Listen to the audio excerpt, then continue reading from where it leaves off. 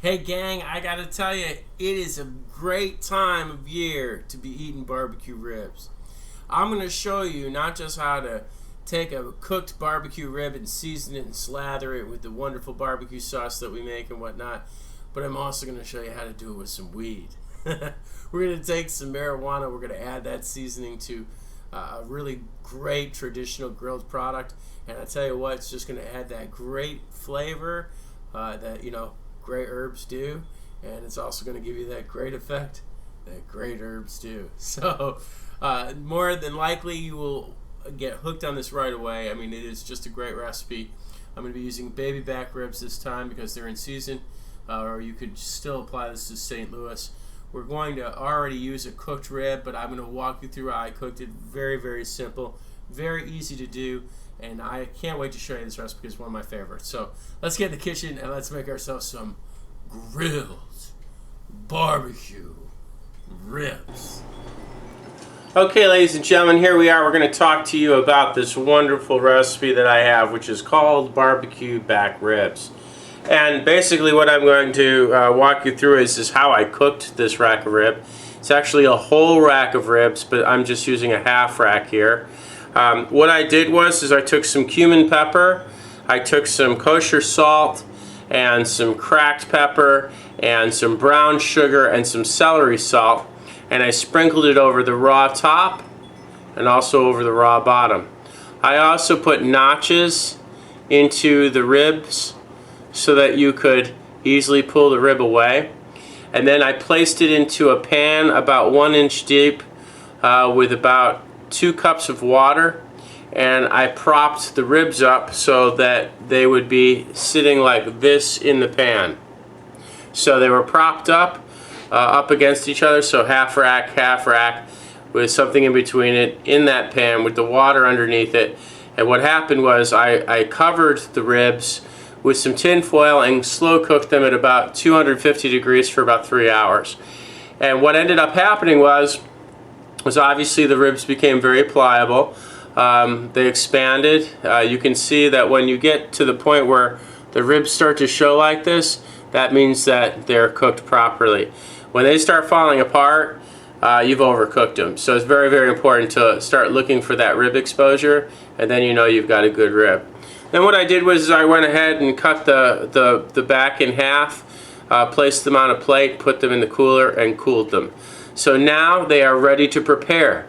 And what better way to prepare them than to grill them with great barbecue sauce and a little bit of marijuana. So I have here a full clove of marijuana, and then my favorite barbecue sauce. You can use any barbecue sauce you like, or you can come back to MarijuanaMeals.com and I'll show you how to make a homemade barbecue sauce. But right now, just use whatever you have. What I'm going to do is I'm going to grind this clove up into a nice, workable powder that I can sprinkle on the rib towards the end of the grilling process, and it'll add that nice, how shall I say, smoky flavor. Okay, so we're going to move over to the grill now, and I'm going to show you exactly how we're going to get started. Okay, as you can see, ladies and gentlemen, I have my wood chip barbecue here, and I'm going to go ahead and take my ribs right here, and they're cold, so that's okay. I'm going to take the meat side, I'm going to put it down first while the grill is starting to warm up, because what I want to do is I want to go ahead and slather my ribs with my barbecue sauce. Now, very important to remember that when we're slathering, we're taking a lot of sauce on that, and we're not being liberal, so you want to cover that whole thing with barbecue sauce like this. See? And the other thing to remember too is that when we're really baking a good barbecue rib, never take the ribs out of the container and then place them directly on the grill. You will never get this kind of flavor doing that. So follow the technique I put earlier in the video about how you're going to take the ribs and season them with a homemade rub and then place them in the oven with a little bit of water and slow cook them for about 2 or 3 hours. When you pull them out, you cool them, you're left with a beautiful product like this. Okay, the grill is starting to warm up now, so we're going to go ahead and turn these over. And we're going to go ahead and place the ribs. You can just hear them starting to sizzle now. We're going to place the ribs on the bone side first. And you always want to place the ribs on the bone side first. We did this way because we were warming the grill up. So it bought us a little time to get that dressing on, or that sauce rather, on the rib. But very, very important, bone side first, because you never know how hot your grill's going to be until you actually start to see it sizzle. So we're going to start seeing the smoking now. We've got a nice, good first coating of the sauce on there. And we're going to go ahead and close the lid now and let a little bit of that smoking process happen. And look at how beautiful that looks, okay? And we'll come back to it in just a few minutes. Okay, so as we can see, we're grilling just fine now. I've actually turned the temperature down a little bit on the grill, so I'm going to get ready to flip these ribs over and show you the caramelization. And there you have it, folks. I mean, look at that. I mean, you couldn't have that any better. It really has a nice dark layer to it, but it's not burned. You just start seeing the char right around here. That's good. You want to get a char on the grill. So now that we've made our first turn, and I usually suggest that you do it at least 3 times, give yourself another slather of sauce. Nothing wrong with having more sauce. Trust me when I tell you, the more sauce you put on this thing, the tastier it becomes. So I'm going to go ahead and get a little more sauce on the top rib. Now, when I close the grill here this time, this is going to be really important. Always make sure that you're checking sporadically on this, because that's the meat side. You do not want to burn the meat side. So we know we're at a good temperature. We'll come back and check out the meat. Now, I did check this rib about 2 minutes ago, and I got a really good char on it. So I turned the heat up just a little more, and if I can just show you just how brilliant this char is. I mean, that is really a very perfect char. I'm going to go ahead and put my second level of sauce now on here, and you'll see that I'm really slathering it on now, because I'm getting ready to turn this over one more time for the last time, and really take care of business here.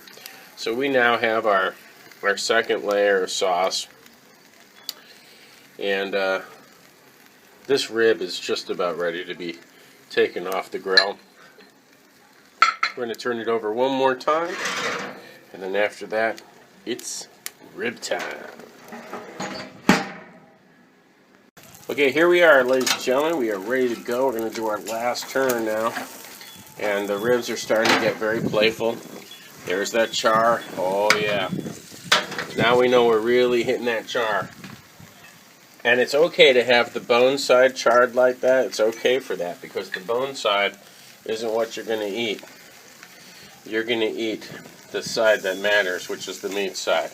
So this would be too dark for the meat side. So we're not really even going to leave the meat side for that long. We just want to make sure we get that char covered with one more layer of barbecue sauce. And then we're going to turn that over one last time, ladies and gentlemen. And we are going to then, of course, season our rib with our famous little secret ingredient, the Mary Jane, or better known as cannabis. So let's go ahead and drop this lid one last time. Alright, here it is. It's good to go. We're going to go ahead and season the bone side now with our nice little marijuana that we've go ahead and grounded down. And that's looking really, really good. Oh, you can smell it. You can smell it. Oh, on an open fire, that's awesome. Okay, I'm going to turn it over, and look at that. Look at the perfect grill. Look at the perfect char. And hit that with one more time of awesome barbecue sauce. Okay, here we go. And just get that all nice and ladled on there. And we're going to then hit this with the Mary J. And we are going to pull this little bad boy right off the grill and get ready for service. Oh yeah, this just looks awesome. Awesome. Alright, go ahead and get that seasoning there. Oh, ladies and gentlemen, I can't tell you how awesome this is. The smell of the marijuana just kind of charring on the grill and then charring on the rib. That's just the best stuff there is. All right, I'm going to go ahead now and take this. All right, now I'm just going to go ahead and take this off the grill. And you can see how it's moving pretty easily now. I'll place it on the plate. And let's bring it inside for service. Alright, ladies and gentlemen, we are now ready to prepare our ribs. I bring them right off the grill here. I'm going to show you a little trick that they use in the restaurant business to make sure you cut the rib properly. You can see I put those little notches there. They're also very good to guide me to the bone. You see that? See how I was able to cut the bone there? So you want to go straight down on the bone like that. Like that, see? And then that way you can keep the integrity of the rib. Well, this one doesn't have a lot of meat left on it, but you can keep the integrity of the rib. And then if you want to serve it as a half slab, you can just paint a little more barbecue sauce on the top. Or you can do what I'm about to do, which is called crisscrossing. So I'm going to go ahead and plate this up and I'll show you just what crisscrossing means. Okay, so I have a really nice big white plate. What I'm going to do here is I'm going to do what I told you earlier, is just crisscross the ribs. So I'm going to put 3 ribs down like that. And then I'm going to crisscross them. And do it like this. And then that way you have a nice even distribution of the rib, and it's a pile of ready to eat, as they would say in Memphis, bones. And if you want to, it's so good. Have a good look at the seasoning on that rib. Oh yeah, there's my baby Mary J, better known as our Cannabis seasoned ribs. Folks, you can serve this with just about anything you wish. You could serve it with a salad or a little ramekin of barbecue sauce on the side, whichever way you prefer. But I give you marijuana at its best, grilled on America's favorite barbecue bones. Ladies and gentlemen, this is barbecue ribs seasoned with our awesome marijuana and great barbecue sauce and a lot of TLC. Please enjoy the bones.